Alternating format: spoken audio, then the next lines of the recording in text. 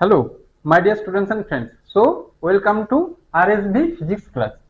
So, today we will discuss wave optics. Basically, in this class, I will be discussing on interference. So, basically, this class is for your class 12, and this same topics is also covered for your graduation classes also. Okay. So, this is lecture 2. So, now I will be last lecture discussion on the to sources जो है आपका coherent source है ना, coherent and जो है incoherent. So this two things I have discussed in last lecture also.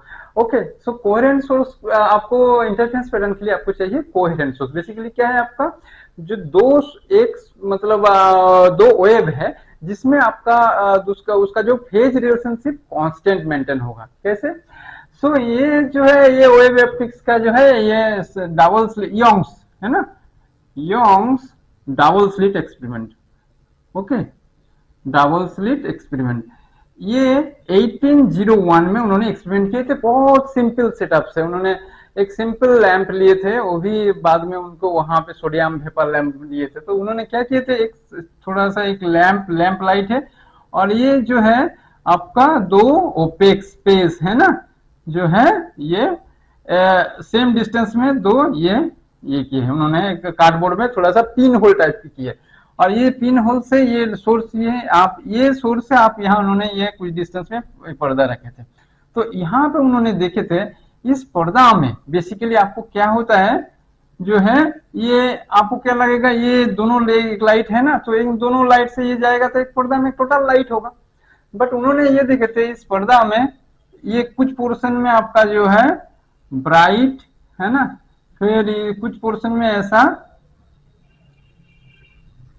तो उन्होंने ये ऑब्जर्व किए थे है ना. तो उन्होंने इस पर्दा में आपको जो है कुछ जगह में आपको बिल्कुल इंटेंसिटी बहुत ज्यादा है, कुछ जगह में ऐसा डार्क लाइन और डार्क और ब्राइट लाइन ये जो है उन्होंने इस टाइप का पैटर्न देखे थे. से ये जो है इसको बोलता है फ्रिंज, FRING. सो ये आपका जो है डार्क लाइन और ये आपका जो है ये व्हाइट लाइन. सो उन्होंने जो ये इस पर्दा में ये जैसे दो वेव आता है तो इस वेव का कहीं से भी ये होता है, दो ये वेव आ रहे. सो इन्होंने इस टाइप में दो ये यहां से उन्होंने ये किए थे 1801 पे. जो ऐसा अगर लाइट अगर ऐसा वो पार्टिकल होगा तो इधर ये सीधा यहाँ से जाके इधर ये लाइट स्पॉट होगा, इधर डार्क होगा. बट इस टाइप का पैटर्न तो फॉर्म नहीं होना चाहिए. ये वेव एक्सरे ये वेव हो सकता है तो तभी इसको मतलब इस टाइप का डार्क एंड जो है व्हाइट लाइन इस टाइप का पैटर्न देख सकते हो, बेसिकली कॉल्ड फ्रिंज है ना. ये उन्होंने ये किए थे यहाँ से जो लाइट आ रहे तो यहाँ से दो वेवलेट जो है ना, हाइजेंस वेवलेट प्रिंसिपल जो हाइजेंस ये प्रिंसिपल हमने देखे थे ना, वहां पे ये दो सोर्स. बेसिकली दो सोर्स जो है आपका कोहेरेंट मतलब सेम सोर्स से निकल के आ रहे हैं ना. तो इसका कांस्टेंट फेज रिलेशनशिप है ना. तो यहाँ पे अब इस तरीके से इसको अगर थोड़ा सा आपको समझने के आसान होने के लिए आपको थोड़ा सा इसको इरेज करता हूँ. आप मान लीजिए दो सोर्स है ना, तो यहाँ से मान लीजिए एक ये लाइट है, इधर से ये एक लाइट है. तो ये आपका S1 सोर्स, ये S2 मतलब सेकेंडरी सोर्स को हमने मानते हैं S1 S2.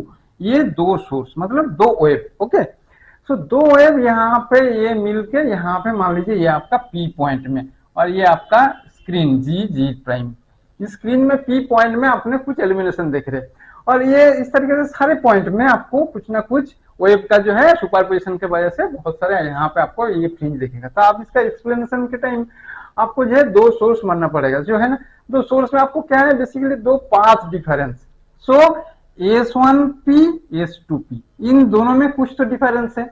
दोनों में क्या है, दो वेव में सिर्फ इन दोनों का S2P minus S1P equal to some delta path difference ले रहा हूं. ओके है ना.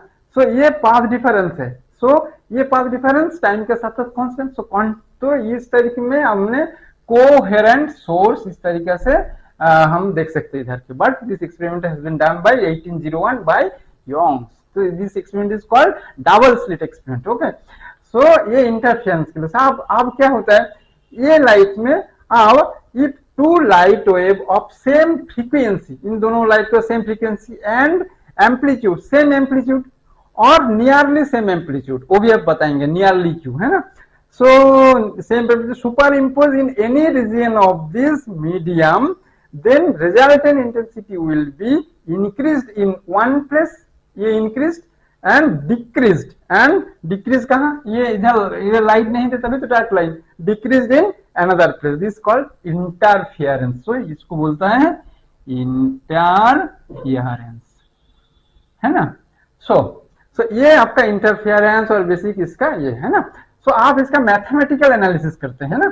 सो आप इसको थोड़ा सा इरेज करता हूं।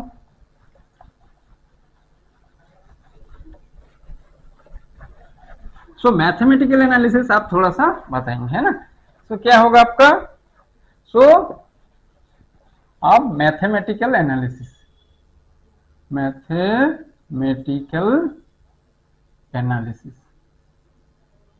सो टू वेव है ना, टू वेव का एक y1 इक्वल टू आपका जो है a sine omega t minus k x, और जो है आपका y2 equal to a sine omega t, है ना। तो इसको थोड़ा सा और जो है minus k x plus delta, इसमें ये S1p एंड S2p है ना, ये आपका S1p और ये आपका S2p, इन दोनों वेव का है ना, इंटू के एक्स प्लस डेल्टा, है ना। तो ये है ना, टू वेव का सुपरपोजिशन होके इधर क्या आएगा। सो सुपरपोजिशन प्रिंसिपल से क्या होगा, जो है दोनों का जो है ये आपका टोटल एम्पलीट्यूड होगा y1 प्लस y2। सो ये क्या होगा आपका, ये साइन है ना, एक साइन जो है आपका omega t minus k x, और जो है आपका minus k delta by 2। Okay, और जो है आपका क्या रहेगा, ये ट्वाइस है ना, और sine c plus sine d क्या है आपका sine c plus d by 2 sine c minus d by 2। Okay, और ये क्या होगा आपका कॉस जो है कॉस के डेल्टा बाई 2, है ना, कॉस के डेल्टा बाई 2। ओके, सो ये हुआ। सो अब आपका ये equal to a sine omega t minus k x minus k delta by 2, where a equal to twice a cos k delta by 2। Okay, so इसका amplitude देखिए, amplitude है cos twice ए ये। सो इस एम्पलीट्यूड है ना, सो किसी भी इसमें इस फ्रिंज में जो है इसमें आपका एम्पलीट्यूड कैसे दिखेगा, अब इसको थोड़ा सा इरेज करता हूं, है ना। सो आप इंटेंसिटी ऑफ लाइट, इंटेंसिटी और प्रोपोर्शनल टू आपका जो है एम्पलीट्यूड स्क्वायर। सो यहाँ पे हम कांस्टेंट ले लेंगे। सो क्या होगा आपका intensity equal to some C1 जो है 4 स्क्वायर जो है कॉस स्क्वायर, इसको ये स्क्वायर है ना, ये कॉस स्क्वायर के डेल्टा बाई 2। ओके, सो आप देखिए ये यहाँ पे, सो इसमें क्या है, इसको 4 ये C1 है, इसको 4I0 ये इंटेंसिटी मान लेता, और जो है कॉस स्क्वायर के डेल्टा बाई 2। ओके, सो आप यहाँ पे देखिए ये इंटेंसिटी पैटर्न का कॉस का स्क्वायर के हिसाब से चलता है। ओके, तो कॉस का स्क्वायर, तो इसका प्लॉट कैसा होगा, आप इसका प्लॉट करेंगे, है ना। सो प्लॉट अगर करेंगे कैसे, इसका प्लॉट कैसा होगा, ये आपका प्लॉट ये जो है, तो इस टाइप का इंटेंसिटी ये सो ये आपका जो है कॉस स्क्वायर ये के डेल्टा बाई 2 और फाइव, और ये आपका जो है आपको यहाँ पे अगर फाइव फेज इसको मान लीजिए फाइव, तो इसका ये अगर फाइव मान लेते हैं तो ये फाइव और इस फाइव का प्लॉट होगा। सो कहाँ आपका कॉस पाई बाई टू, इसमें जो है cos 0 में 1, cos pi by two, phase equal to जब पाई बाई टू होगा तो ये पाई बाई टू में ये 0 होगा। फिर जो है आपका फिर से आपका जो है ये और पाई 3 पाई बाई टू में है ना, pi plus 3 pi by to में ये 0 होगा। पर एम्पलीट्यूड इस तरीके से जो है ये पाई में आपका जो है मैक्सिमम एम्पलीट्यूड, तो इस तरीके से कॉस स्क्वायर फंक्शन इस टाइप का प्लॉट होता है। सो ये एम्पलीट्यूड। सो आप ये देखिए, ये जो है आपका ये इंटेंसिटी देखिए, एक जगह में इंटेंसिटी बढ़ रहे हैं, क्या क्या देख रहे थे, इंटेंसिटी बढ़ रहे हैं घट रहे हैं, मतलब एक जगह में इंटेंसिटी ज्यादा कम, ये इधर इंटेंसिटी लाइट की इंटेंसिटी ज्यादा है, इधर ब्लैक है, इधर ज्यादा है ब्लैक है। ओके, सो इस तरीके से ये इस टाइप का पैटर्न क्रिएट होते हैं। आप मान लीजिए दोनों जो सोर्स हमने यहाँ पे बताया था, कौन सी सोर्स है, S1 एंड S2, ये जो है यहाँ पे S1 एंड S2 जो है, अगर ये यहाँ पे दो आपका सोर्स रख लेते, क्या दो सोडियम वेपर लैंप रख देता हूँ, तो ये दो लैंप रख दिया, इधर भी एक लैंप रख दिया, सो क्या होगा, अब ये सोर्स तो कोहेरेंट नहीं रहेगा। सो बेसिकली क्या होगा आपका, ये मिनिमम एंड मैक्सिमम जो है सब टाइम के साथ साथ वेरी करता है, कभी ये इधर एक बार मिनिमम हो रहे, एक बार मैक्सिमम हो रहे, मिनिमम हो रहे मैक्सिमम हो रहे। सो मतलब इस सोर्स के लिए इन दोनों कोहेरेंट नहीं है, तो एक जेनरल इल्यूमिनेशन तैयारी होता है। जेनरल इल्यूमिनेशन कैसे होता है, जनरल इल्यूमिनेशन में मतलब एवरेज आपका इंटेंसिटी मिलता है। So intensity average equal to आपका क्या होगा, 4I0 और एवरेज ऑफ कॉस स्क्वायर के delta by 2। So cos square का के डेल्टा बाई 2, इसका एवरेज कितना होता है। सो कॉस फंक्शन क्या है आपका, कॉस 5 0 से 1, तो इसका एवरेज क्या है, 0 से 1 का एवरेज है हाफ। सो यहाँ पे अगर एवरेज हाफ होगा, सो ट्वाइस I0 इंटेंसिटी से ये आपका जो है जनरल इल्यूमिनेशन, एक जनरल लाइट का दिख जाएगा, मतलब इसका फ्रिंज पैटर्न तैयारी नहीं होगा। कब आपका, जब for incoherent source, incoherent source. Okay, ये आप कहाँ मिनिमा कहाँ मैक्सिमा, इसका भी एनालिसिस करना है ना। आगे जो डिस्कस करेंगे condition for constructive and destructive interference. So आपने एम्पलीट्यूड क्या मिला आपको, A=2 आपका जो है ट्वाइस से cos k delta by 2। Okay, so ये जो k है ना, this is called wave number, wave number. ये आपने ये इसमें देखे थे ना, wave analysis k=2 twice pi over lambda. Okay, so A=2 twice cos जो है ट्वाइस पाई बाई लैम्डा और ये डेल्टा बाई 2। सो ये क्या होगा आपका, बेसिकली आपका जो है, आप देखिए इसमें जो है, सो ट्वाइस कॉस जो है पाई by lambda into delta. Okay, so basically आपका जो है, आप डेल्टा जो बेसिकली क्या है आपका फेज डिफरेंस था, S2P माइनस S1P, ये delta. So delta equal to देखिए, इक्वल टू आपका जो क्या होगा, आपका एक 0 है ना, लैम्डा इक्वल टू, और ये जो लैम्डा है ना, और लैम्डा उसके बाद जो है 2 लैम्डा। तो इस टाइप में अगर ये करेंगे तो मतलब 0 में 0, इसमें लैम्डा होगा, ये डेल्टा इक्वल टू आपका जो है ये बसेंगे तो cos पाई है ना, cos इसके बाद जो है cos 2 पाई है ना, cos उसके बाद 3 पाई, तो ये जो है 3 लैम्डा। तो इस टाइप में अगर ये करेंगे तो ये आपका जो है इंटेंसिटी 1 मिलेगा। तो आपका जो है डेल्टा इक्वल टू और क्या लिख सकते हैं, 0 ट्वाइस लैम्डा बाई 2 है ना, जो है ये 4 लैम्डा बाई 2, 6 लैम्डा बाई 2। सो इस तरीके से मतलब कि क्या है लिख सकते हैं, twice n lambda by 2। So delta equal to अगर ट्वाइस इन लैम्डा बाई 2 है ना, ये अगर बैठाते, सो इस कंडीशन पे आपका जो है आपका जो है कंस्ट्रक्टिव इंटरफेरेंस, क्योंकि कॉस इसका वैल्यू होगा 1। अब इसका 0 कब होगा, तो यहाँ पे देखिए A=2 twice cos pi by lambda delta, तो 0 कब होगा, जीरो होगा तब जब ये equal to lambda by to.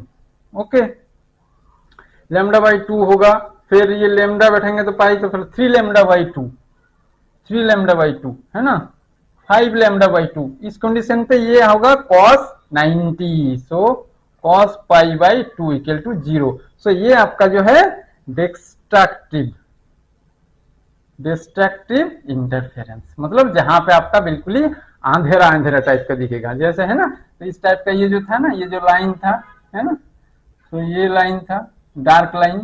तो डार्क लाइन के लिए आपका जो है ये, तो ये फ्रिंज में। सो आप इसको किस तरीके से लिख सकते हैं, delta equal to twice n plus one lambda by two. यहाँ पे आपका एन इक्वल टू, यहाँ पे क्या है, n equal to 0 1 2 3 all integer number. और यहाँ पे क्या था आपका, जीरो होगा तो क्या लेमडा बाई टू, वन होगा तो क्या एन जो है वायर एन इक्वल टू 0 1 2 3 जो है ये इंटीजर नंबर।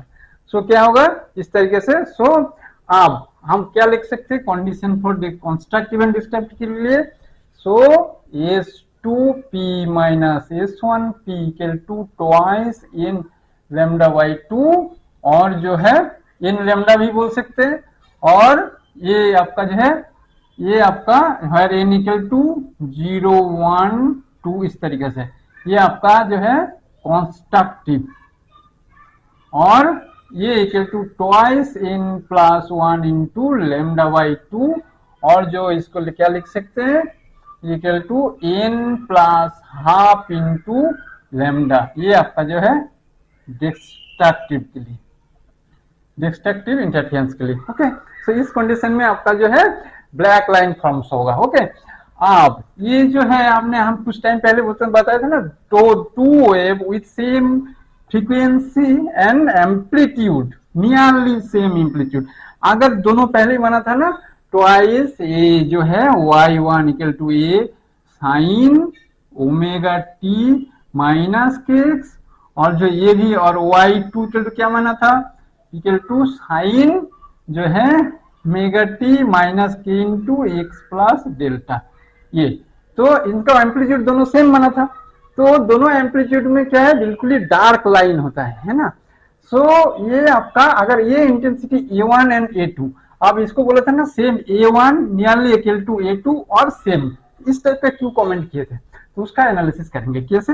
अब उसका एनालिसिस करने के टाइम आपको क्या होगा, हम दोनों का ऐड कीजिए, इन दोनों का, इसको cos 5 टाइम से कुछ लिख दीजिए। तो उसमें आपका एम्पलीट्यूड आएगा A1 square plus A2 square plus twice A1 A2 जो है ये cos 5, ये आपका जो है इसका है ना, इसका हाफ, ये एम्पलीट्यूड उस टाइप का cos 5 में, इसमें इसको cos 5 इसको कुछ sin 5 का टर्म से लिख दीजिए, है ना। तो उसमें आपको ये एम्पलीट्यूड इस तरीके से मिलेगा। सो अब इंटेंसिटी क्या होगा आपका, इंटेंसिटी होगा ये जो है, अगर ये होगा I1 या स्क्वायर का कर देंगे तो ये I2 और जो है आपका प्लस ट्वाइस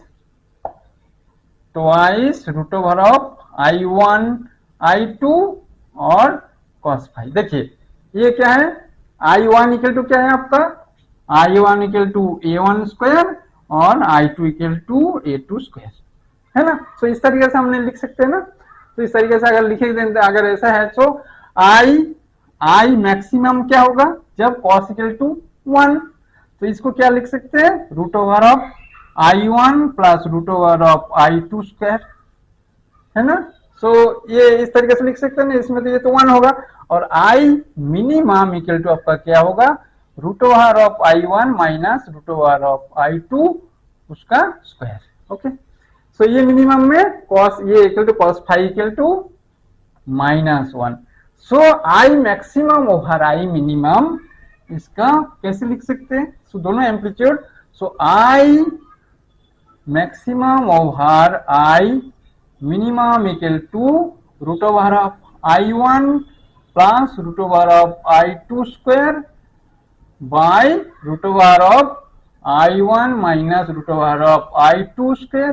सो ये इक्वल टू क्या लिख सकते हैं, A1 plus A2 square over A1 minus A2 जो है स्क्वायर, है ना।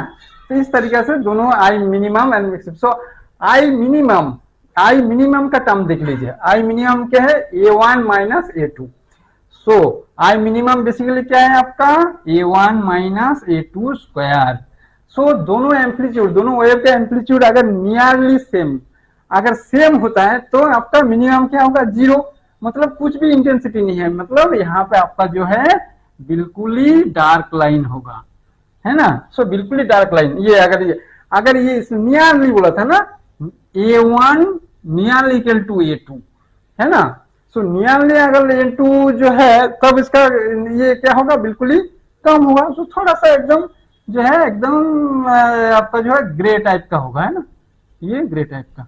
अगर ये इक्वल नहीं है तो इसमें बहुत एम्पलीट्यूड रहेगा, तो ये इस तरह यहाँ पे डार्क लाइन प्रोड्यूस नहीं होगा। सो अगर एम्पलीट्यूड आपका जो है इक्वल और नियरली इक्वल नहीं होगा तो ये आपका 0, मतलब ब्लैक लाइन की तरफ जाएगा नहीं। सो डार्क एंड ब्लैक का इस टाइप का जो फ्रिंज पैटर्न प्रोड्यूस नहीं होगा, प्रोवाइडेड आपका जो A1 A2 ये, क्योंकि इसका मिनिमम जो है, मिनिमम मतलब ये आपका यहाँ पे मिनिमम, ये मैक्सिमम, तो ये आपका A1 माइनस A2 स्क्वायर के हिसाब से होता है। सो इसलिए दोनों का एम्पलीट्यूड, दोनों वेव का एम्पलीट्यूड सेम और नियरली सेम बोला जाता है, ठीक है। अभी जो डिस्कस करेंगे width of the interference fringe. So S1C and S2C, मतलब यहाँ पर देखिए S1 दोनों स्लिट है ना। सो ये जो S point, so S1C and S2C, इसमें क्या है, दोनों का ये फेज डिफरेंस सेम है। सो इसलिए यहाँ पे क्या आपका मैक्सिमम इंटेंसिटी मिलेगा। सो ये बोलता है आपको सेंट्रल मैक्सिमम इंटेंसिटी। अब ये आपका जो है G प्राइम, ये जो पर्दा है ना, इसमें किसी भी पॉइंट में आपका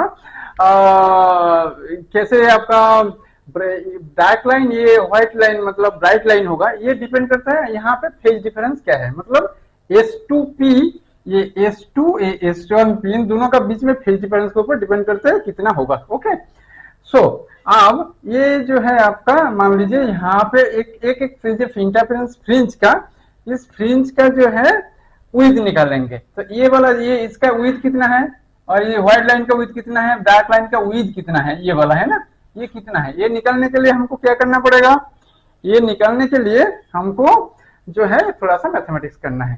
सो सेंट्रल पॉइंट से किसी भी पॉइंट P लिया, इसका बोलते हैं CP का ये डिस्टेंस है X।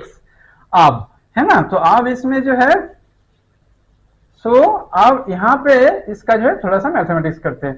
सो इसमें ये यहाँ से ये डिस्टेंस है आपका D, है ना, ये S1 S2 का बीच में ये डिस्टेंस है आपका स्मॉल d, है ना।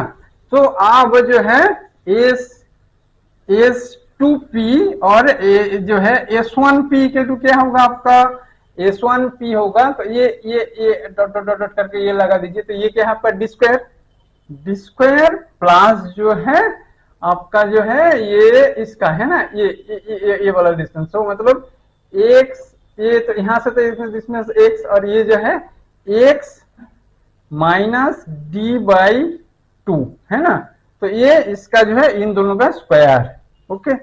और S2P ये क्या होगा आपका, S2P ये, सो यहां से आपने एक ट्रायंगल ड्रॉ कर लिया, इस ट्रायंगल में क्या होगा, ये डी स्क्वायर प्लस जो ये क्या होगा आपका, ये होगा आपका ये जो हाफ जो है D, है ना। सो ये जो है x प्लस ये जो है ये इधर क्या होगा आपका D/2, है ना, ये है ना, ये D/2 ताश उसका square. So S2P square minus S1P square equal to क्या होगा आपका, ये क्या होगा आपका 4 into x into D/2, okay. ये और जो है S2P माइनस S1P ये क्या होगा आपका 4x D/2 बाई जो है S2P प्लस S1P।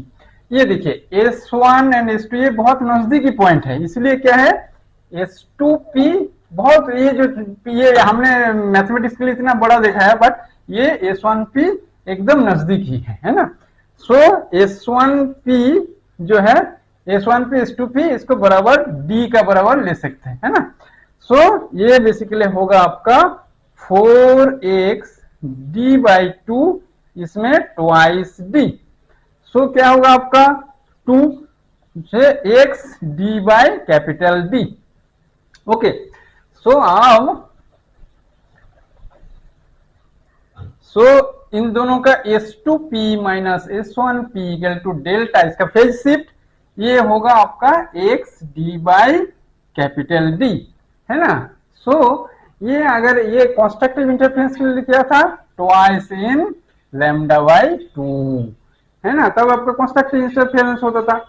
सो अगर इसमें जो है equal to n lambda, equal to n lambda भी बोल सकते हैं, है ना।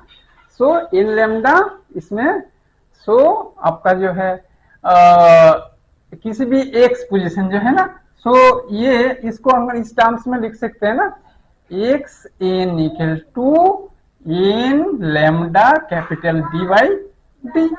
ओके, सो ये जो है आपका xn मतलब जो है n इक्वल टू 1 मतलब x1, इस टर्म्स में इसको लिख सकते हैं ना।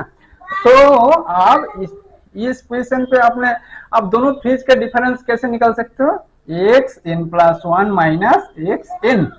सो क्या होगा आपका lambda capital D by D। सो ये आपका जो है बीटा, इसको बोलता है फ्रिंज विड्थ, है ना, फ्रिंज विड्थ। इस तरीके में जो है आपका ट्वाइस n+1 बाई जो है 2, मतलब डार्क लाइन के लिए भी ले सकते हो, उस तरीके से भी आपने ये आपको मिलेगा lambda capital D by D। अब ये जो है आपका बीटा जो है दोनों का, दोनों फ्रिंज का जो है इसका फ्रिंज विड्थ, है ना। अब ये जो फ्रिंज आपको देखते हैं ना ऐसा लाइन, एक्चुअली क्या है ये इस लाइन देखिए, ये क्या है आपका, ये माइनस ये इक्वल टू ये। सो ये एक हाइपरबोला का इक्वेशन। सो एक्चुअली जो है यहां से ये जो है ना, यहां से जो आपका ये स्मॉल डी और ये जो है कैपिटल डी, ये capital D very much greater than जो है स्मॉल डी, और जो है इस जो है आपका बीटा, जो बीटा से भी जो है बीटा मतलब दोनों फ्रिंज का बीच में गैप, इन दोनों का से कैपिटल डी काफी बड़ा है, इसलिए ये जो लाइन हम दूर में देखते हैं सो पैरेलल लाइन जैसे दिखता है, बट एक्चुअली वो बहुत जो है हाइपरबोला। तो ये आपका फ्रिंज विड्थ का ये। ओके, ठीक है, थैंक यू।